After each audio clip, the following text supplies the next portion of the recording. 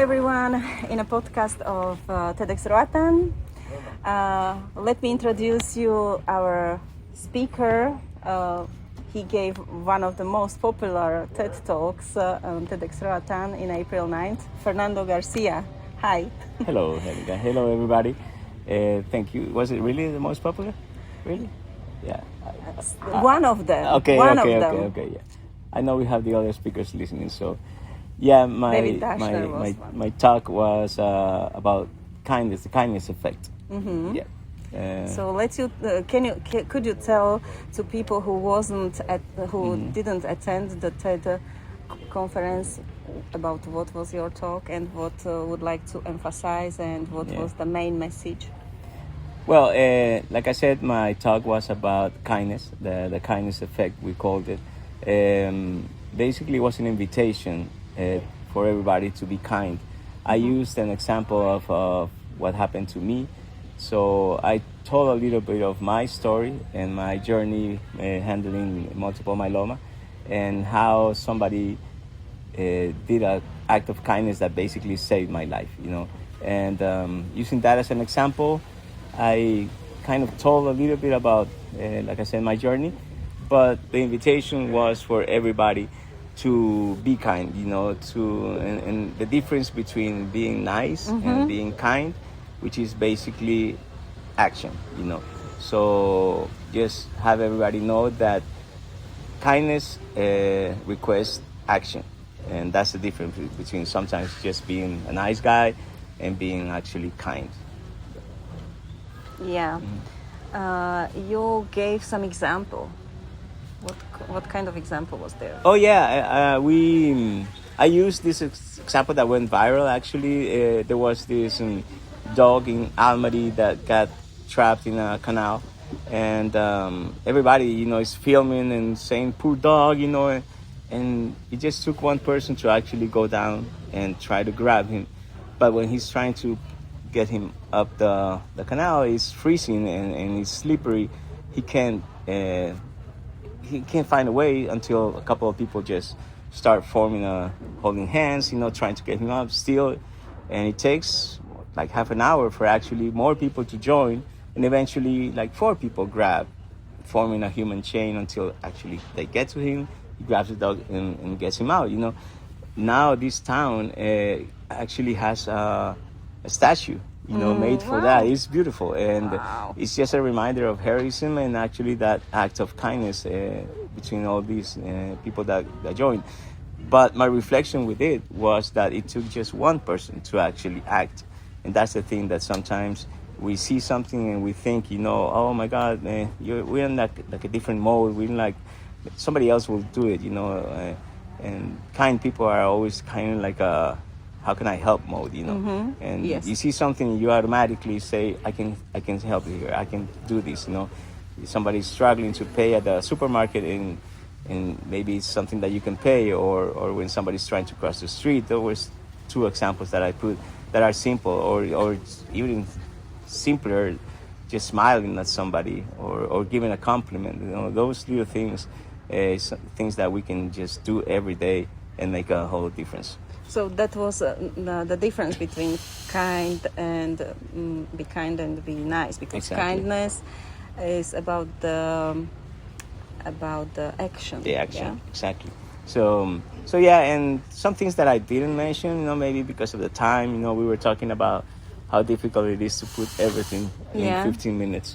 And there was maybe not enough time to talk about, how we can be kind to ourselves as well. Tell me more about this. Yeah, well, self-kindness. We were talking about how, in my case, for example, it has always been easier to give than to receive. So when I had 2 years... And we are not comfortable to receive, yes? Yeah, and we feel like, in my case, we opened a GoFundMe for everything that I needed. And just in the monetary part, I think my GoFundMe is around almost $38,000, So that's a lot of money for people to be chipping in a 2-year period. Because the thing is that originally it was just for my bone marrow transplant. But once I got through that, it was 2 years of me not being able to work and having to pay for a lot of medicines and everything. So I was basically depending on the kindness of people. Wow. And it got to the point that I was really like, this is too much. It's just too much to take. But my mom told me one day, when you're not taking a help from somebody that's giving it to you, you're stopping that blessing to you and also to the person giving it to you, because it will come back. That's the thing with the kindness, it's a ripple effect. It goes and comes back always. Yes, because we are doing we are kind to them too, that we are allowing to people to help us and to do the good deed. Exactly. So this is good deeds they're too. blessing us, but believe me, the blessing will come back to them as well. Yes, and your story started with as you mentioned, this dog, and the story about the dog. It started with one person, but they created the chain. So it's contagious. It's contagious. Kindness is contagious. There were included more and more people, and it was the same in my case, in your case. Who started it? Shark started it. Hello, Shark. He says that he did nothing. Until this day, when I thank him, he always says that I'm making a big deal, and he did nothing. Well, he basically did a research, a research of about 3 weeks, trying to find out what was the best treatment for me. Tell us this journey. I was diagnosed with multiple myeloma, and I was given almost immediately the diagram for what the chemotherapy will be. And even with that chemotherapy, which was already like 1.5 million lempiras, it's a lot of money. And still, doctors were thinking that my possibility of living was about 18 months. Wow. Even with the treatment and everything. So Shark started looking around all over the world if there was something else that could be done. And eventually he found out that the bone marrow transplant was my best option. But there was nowhere to do a bone marrow transplant in Honduras. So, and it was super expensive everywhere else. So having an insurance, would help, but I didn't have any. So eventually he found this organization in the United States that led him to another place in Mexico that was doing this bone marrow transplant for $10,000. Wow. And that was the most important part. Exactly. So, what I told is the difference that Shark did was just not even giving me the tip as to, I heard that a bone marrow transplant is what you should find out. A lot of people were doing that. It's like, drink tea from whatever, do this, do that, or what kind of advices did you receive? Those are the usual type of advices, it's like people for example, will tell you, guava leaf tea. Okay. Yeah, everybody tells you that. Everybody tells you stop eating sugar. Everybody tells you, nobody tells you to not be afraid. I think that cancer feeds from fear. Yes, so of course. You want to be positive. And I was even telling that about the chemical part of kindness. When you're in a kind environment and you have this random act of kindness, or see or do kindness, or are surrounded by kind people, your body releases this oxytocin and dopamine. And medicine is to surround yourself with the good people and with a positive mindset. That right there. Mindset. That right there is medicine. Mindset. Yes. So eventually what Shark did was find this place, pay for the appointment, and give me the link, and just put it there in a plate, silver plate. That was great. Amazing. And then I was telling you, what I did was that I'm sharing this information, and that I know of up to this today, 8 people have gone to do the transplant just because of the information that I had given them. So it's the ripple effect again. Kindness is contagious. So this is the message. What you would like to tell, maybe? That was basically the main message, about kindness, how we can all have that opportunity of being kind, even in simple stuff. You don't have to, and I made a joke about me now stopping in every corner when I see somebody trying to cross, and letting everybody go by, and paying for people at the supermarket. And I'm like, no, that's not true. I'm not doing all of that.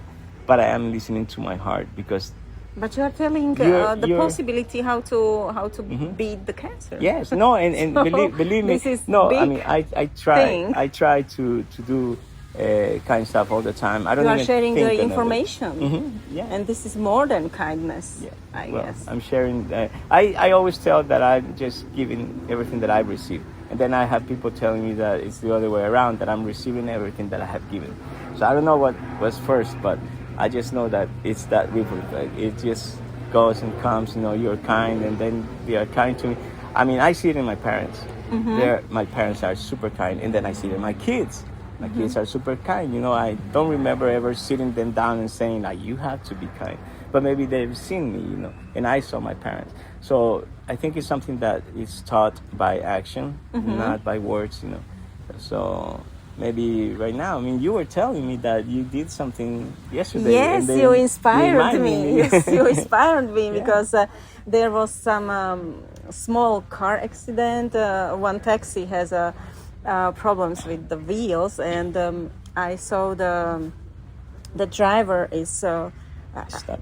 he's stuck, but he was skillful, so he started to change the wheel and everything. But the client was really nervous because he started to solve somehow this problem, and I asked him, may I take you somewhere? And he told, yes, it will be so helpful. So it was Amazing. Exactly. It was, Well, and you were in my mind. So kindness is about action. So, and I told him in the Yes. car that I am inspired by you, because I'm doing acts of kindness too. Yes, because sometimes we are. It's like natural. Yes. But that was a special reminder for me, and I told him in the car during our journey about you and your TEDx, and he told, yes, I know Fernando. he cooked a great bakery in his coffee shop, and I used to order it to my wife, and that was great. I know him. I know who he is. Karen. That's awesome. Karen. Yes. This is Well, his name. yeah. Hi, Karen. That was the idea to inspire people, and I was very honored when I got a lot of people coming to me after the talk and saying that I had, you know, that it clicked, you know, to them when I was speaking and telling them, and realized that yes, they can do stuff that are, you know, simple, and some people have the capability of maybe helping in a monetary way or not other ways. I mean, really, the thing with kindness also, I'm not sure if I mentioned it, that sometimes it can be a little suspicious. You know, That's great topic. Let's talk about it. Yes. I like to watch, you know, the algorithm keeps sending me stuff about random acts of kindness and things like that. So the other day I was seeing a guy that basically what he does is he goes around just giving gifts, you know, and he was giving away, I think it was a bike in a university. You know, there's a university over there that people are just walking around, and then some don't even have a bike. So he was giving away a bike, and he was just looking around, seeing who was walking, and saying, I'm going to give somebody a bike. And you have no idea how many people rejected him, because they was like, What you why? want? Why are you giving me a bike? Why are you giving me a bike? What's the catch? You know? So it was like, no, thank you. And I was really surprised, you know. But that's the thing, and some people get discouraged because of that. So we have to be careful. I mean, maybe sometimes you open the door for somebody, they don't even say thank you. They don't even look at you. So if you get discouraged, because for people that, can have bad experiences too, of course, on the other way. maybe they're having a bad day, you know, they didn't notice it. But that's not. But that's a reminder to be positive and to be kind. And let's talk about more to the kindness of self-kindness to ourselves, because I think we need to learn about this. Definitely. Humanity needs to learn about it, because no one taught us how to be kind to ourselves, because we are over criticizing ourselves. We are so strict sometimes to ourselves. We don't know how to love ourselves because we are we think that this is so selfish, this is the egoism. No, there is big difference between egoism and self-love. And so let's talk about it. Yeah, sure. Because maybe you learned from this. I have learned a lot of being kind to myself, not being too strict or not demanding too much, or actually, patting my back and just being a little bit more, making it more easy, or allowing people to help me, because even that is self-kindness, So, yes, there's maybe a thin line between, loving yourself and then maybe loving yourself too much to the point that I think loving yourself, but when loving yourself on the way which will harm the others, exactly, this is egoistic. Yes. But if we love ourselves and we are helping others, this is pure self-love, I guess. This is big difference. It is, and it is super important. There's some religions even sometimes that tend to go a little bit about you not deserving, and I think it has been confused. Yes, because this is misunderstood. It's completely misunderstood. Yeah. I don't see anything wrong in us telling that we deserve, and celebrate ourselves and give ourselves a gift and smile in the mirror, and tell ourselves, oh my God, you look good, Yes, it's so hard to do that, it's easier to tell somebody, it's like, oh my God, you look so good. This is love therapy. Yeah, so look at yourself in the mirror in the morning, go like I was telling you this morning, it's like, this is my good side, Yes. or the less worse, but yeah, this is about self-love. When we're dressing, in the morning, let's put something on that we like, so we feel comfortable and we are more confident and we can love share ourselves. pure love. Exactly. When we love ourselves, we can share the love and pure love. Yeah. We have in our educational program for teenagers one activity called What You Like.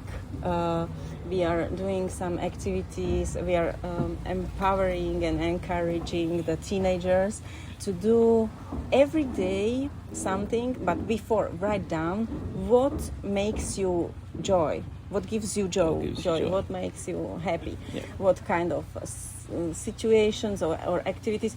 Can you tell us what makes you happy? What kind of activities, for example, reading books or watching movies or walking or swimming? What makes you happy? I love being around my kids and my pets. I love my pets. I love animals in general. I used to be a dog lover. I have Luna. People that know me know Luna, and she's lovely. Now she's with my son Gabriel, and now I have two cats that ended up with me. Some kind of act of kindness, their mom died when they were 1 day old. So that's what I was like telling you about, being kind to animals. Yes. Yesterday I was so sad that I was coming from church and I saw a cat that was run by. It probably had just happened, but he was just in the middle of the road, and I stopped. The day before yesterday. It may have been by French Harbor. So it's a little things, sad, So I stopped and I went down and grabbed him, but he was already dead, unfortunately. But just getting him off the street, people are gonna just be driving over him. So I really wanted to take it maybe and bury him, but then I thought, if he has an owner, he's gonna be looking for him. I did lose a cat once that never found him, so I thought, I'll just place him right here in a safe place that can be found by its owner. But pets and my kids give me, and my parents that are still alive, give me the most joy. Energy and they give me so much joy. Yes, very much. And to being around my friends, my closest friends. The people that I really care. I am and some activities. Very good at being by myself. I'm very good at it. That's good because I live by myself.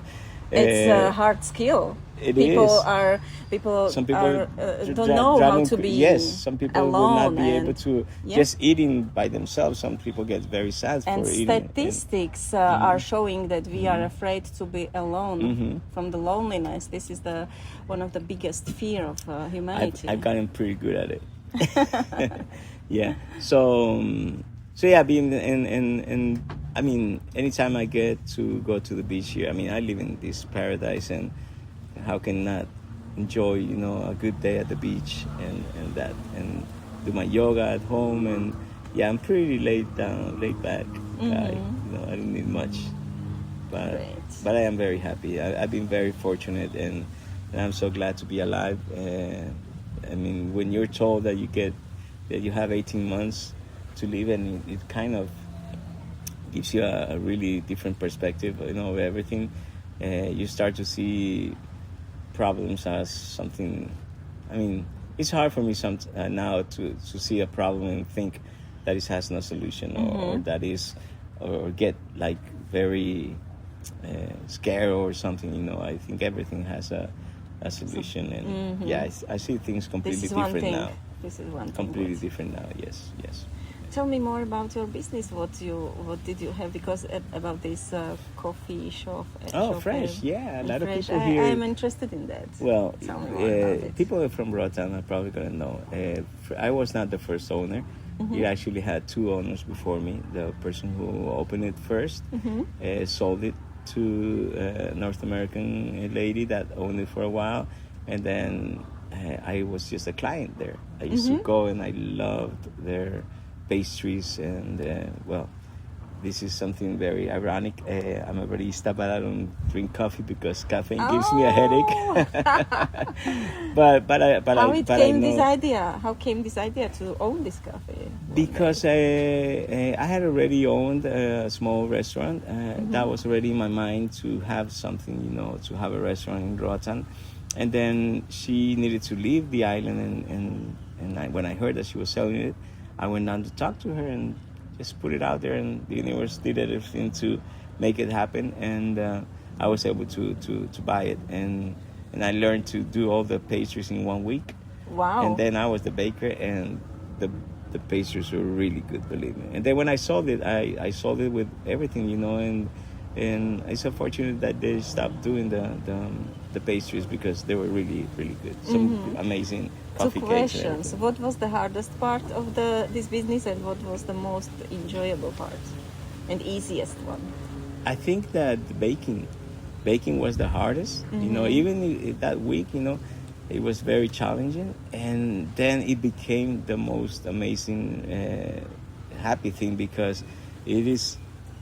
I mean, if you have never baked, and you have all these flour and butter and sugar, and you see all this stuff, and then it's magic, how you can make together into that amazing, cakes, and make so many different things with different flavors, and it's all about, the amounts and the time in the oven, and all this perfection, I mean, it's fascinating. I find it fascinating, cooking in general. But baking has a difference because of that. It's just like 5 more minutes can just completely change a cake. So yeah, that for me was the hardest, because I had never baked. I have always cooked, but I had never baked. And it became. I told the story of how I got there at 1 a.m, and everybody was telling me, why don't you cook in the afternoon? Because I close at 3. It was like, because it's called fresh. It has to be fresh. It was called fresh, Wow. and that's why, I baked from 1 a.m. to around 6, and those 5 hours were amazing for me. It was very tiring, but it was so satisfying. So yes, that was for me one of the best parts of the business. Yes, and seeing everybody coming in and enjoying a good piece of my cake and pastries with a good coffee. Yeah. And it was some time to talk with the clients, with the people. Definitely. Yes. No, I mean, I love that. I came back, and I'm very customer service oriented. So for me, coming back because at 7 I used to go to West End and go through the whole dive shops, with a baby stroller. This is something that I was given from Lisa, the last owner. She did it. And I remember she telling me, it's like, I'm not sure if you're going to continue doing this. It's like, yeah, sure, why not? And she said, like, well, I don't know. I mean, sometimes I feel that people buy from me because I'm a woman, but I'm like, well, I don't know. Let's give it a try. And no, it was a success, I used to stop at all the dive shops, and people were buying pastries from me before they went on their dives. And then I came back to Fresh to start managing the customers. I loved seeing people happy and serving their breakfast, and yes, I love that part. And what was most interesting part, as you in your talk, what you told, that you didn't knew Shark so much. You didn't talk to before, No, and he was that just was a regular. the most beautiful part Yes, of this. that's the thing with of him, it. and this message about not trying to maybe be very religious, you know. Wait once again.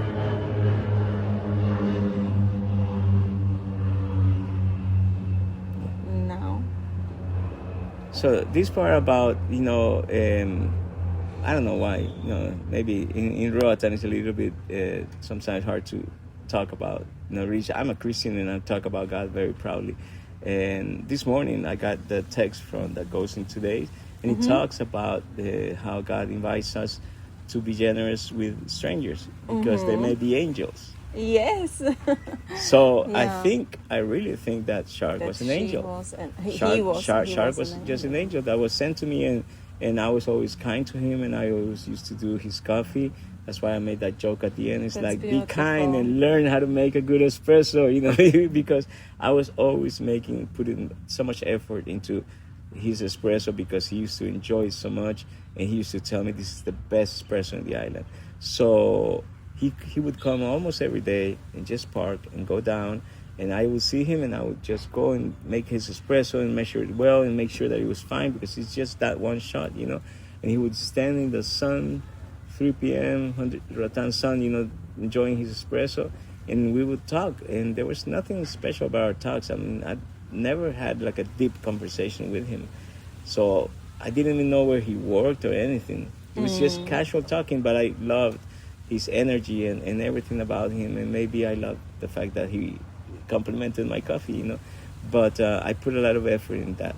So maybe I was basically treating this angel, you know, in the right way for him to actually That's act. beautiful. And I do believe that sometimes we are sent angels, you know, so we can take care of them, and sometimes we are used I do believe as it angels. too. We are used as angels because all these people that have gone to the treatment in Mexico are so grateful at me, and they always tell me, you were an angel, and I'm like, it's very satisfying to know that I was able to help somebody go to make this treatment that if I didn't have that information, maybe they wouldn't have it. I mean, we're talking about 8 lives that would probably It saved your life, and you saved many lives. and they're again. doing it because this Ripple one effect. this one guy that is there right now, Carlos Perez is his name, and he messaged me a couple of days ago saying, like, Fernando, somebody I gave the information to is about that's to beautiful. come. So now it's not just me, it's all these people spreading the information that there's, even the doctors, you know, I gave them the information, they didn't know about it, and I told them there's this place in Mexico and it's really, you know, affordable, so here's the information, please tell everybody. So yeah, I have good conversations and contact with the people in Mexico as well, and they are also very happy and grateful that we are And we spreading are the word. happy and grateful for you too. Let's connect it with the TED Talks. Do you think, tell us what is good in a TED format, TED style format? What is the meaning of that, and why it's good to be a TED speaker, and why it's good to share something? I think we are it's starting to go to the end of our podcast. I think it's a great format just because the fact that TED Talk is very known, you know, it's a great platform. It's not, I mean, I could have told you maybe I'm going to give my testimony or I'm going to do this podcast or spread, which I've been doing basically for the last 5 years. But having a platform like TED, you know, that is very well known, that once we load this and upload this, it's going to be shared all over the world. You know, you can probably have somebody just put, you know, TED Talk about kindness, and maybe I'll pop up there, you know, and maybe more people will see about it. And so, yeah, I think it was a great platform For impact. For the impact it has on others, and the format of it being just 15 minutes. You know, for the speaker, it's a challenge. Yes, a But big challenge. it's a big challenge. But if you are able to put the main word there, you catch everybody's attention. And I could see where I was talking, there was not a moment that anybody was just looking around. You know? Yes. I mean, maybe half an hour. Some people would be like stretching, going to the bathroom, you know, just talking. Yeah. But in 15 minutes, I mean, you still have that. So if you had like a good opening and you catch their attention, you put in the main idea there, and you do a good close, people hang on to that idea and it goes with them. And yes, it was a challenge. I thank you very much, because I have talked about this. We had a speech mentoring together, and Yes. you can share with some people how Yes. it works, this speech Yes, speech preparation. I'll be glad to. Anybody, anytime somebody needs help. From now on, I think that, because I consider that my speech was good, even though the slides, you know, didn't work. That was my fault. But I think that everything that needed to be said was said. And people were there, and there was a little bit for everyone. And I have heard a lot of people say that I said things that really got to them. You know, I somebody told me I cried, I laughed, and then I cried again, and I laughed at the end. I'm like, wow, all that in 15 minutes? And they say, yes, really. That was So our that's awesome. aim. That was our awesome. aim. Yes, thank you very much, really, for that opportunity.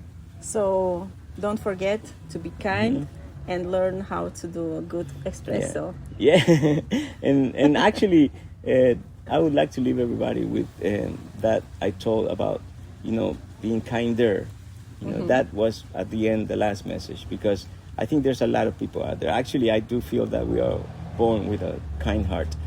But one thing, action, you know, reacts. Yeah, it requests action. You act on something. When you feel something that is like, maybe I should do it. Just act quickly and do it. You know, do a act of kindness, and go even further. You know, because I gave the example of paying for somebody at the supermarket. You know, maybe they're just getting milk and diapers because they only had, you know, 100 lempiras, and once you pay for that, maybe they can go back and grab something else that they really needed as well, and you can pay for that as well. They were hungry. Exactly. So offer more, you know, and go the extra mile. And if you help an old lady cross the street, I mean, maybe ask her where she's going, and instead of just helping her, just put in your car just and have take a her small talk, and she will be happy Oh my God. that someone is interesting for. Believe me, about her. you are going to get more blessings than what you're giving when you do that. So yes, be kinder. Okay, All thank right. you so much. Thank you very much. And we can leave our listeners and audience with your last sentence. As I told, you can repeat it again. If you have to be kind, be kinder. Okay. Yeah. Thank Okay. you. Thank you. Bye. Bye.